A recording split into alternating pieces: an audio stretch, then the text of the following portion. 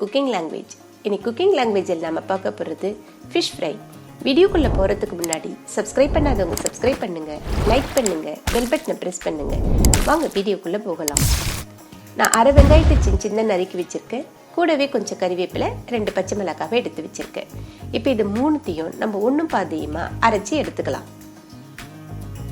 அதுக்கு நான் ஒரு மிக்ஸி ஜார் எடுத்துக்கிட்டேன். அதில் நம்ம எடுத்து வச்சுருக்க வெங்காயம், பச்சை மிளகாய், கறிவேப்பிலையை சேர்த்துக்கலாம். இப்போ இதை ஒன்றும் பாதியமாக நம்ம அரைச்சி எடுத்துக்கலாம். இதே போல் ஒன்றும் பாதியமாக அரைச்சி எடுத்துக்கோங்க.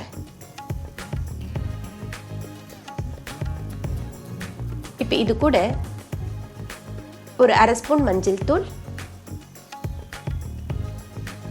ஒரு அரை ஸ்பூன் இஞ்சி பூண்டு பேஸ்ட்டு, கூடவே அரை ஸ்பூன் மிளகாய் தூளை சேர்த்துக்கிறேன். நான் இங்கே குழம்பு மிளகாய் தூளை சேர்த்துக்கிறேன்.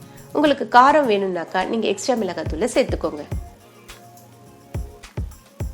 கூடவே அரை ஸ்பூன் மிளகுத்தூளையும் சேர்த்துக்கிறேன்.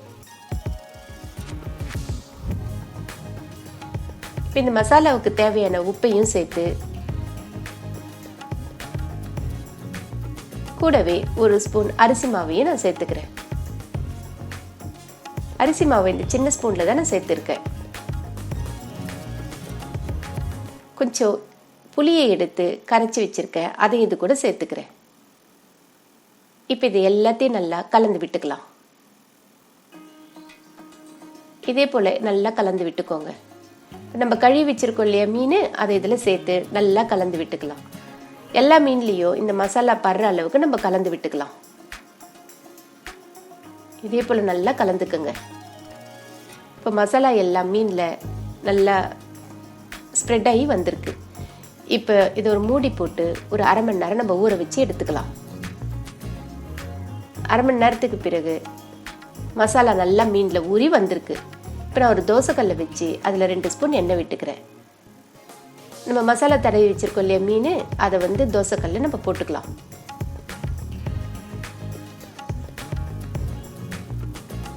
இதே போல் மீனெல்லாம் தோசைக்கல்ல போட்டுக்கோங்க.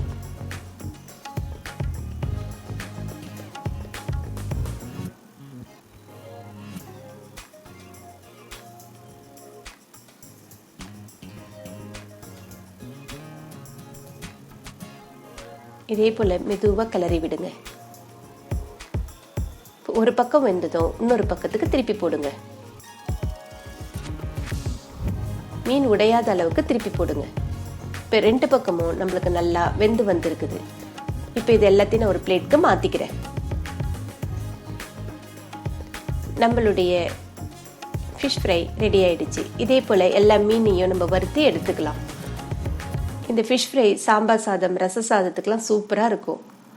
இந்த வீடியோ உங்களுக்கு பிடிச்சிருந்ததுன்னா லைக் பண்ணுங்கள், ஷேர் பண்ணுங்கள், சப்ஸ்கிரைப் பண்ணுங்கள்.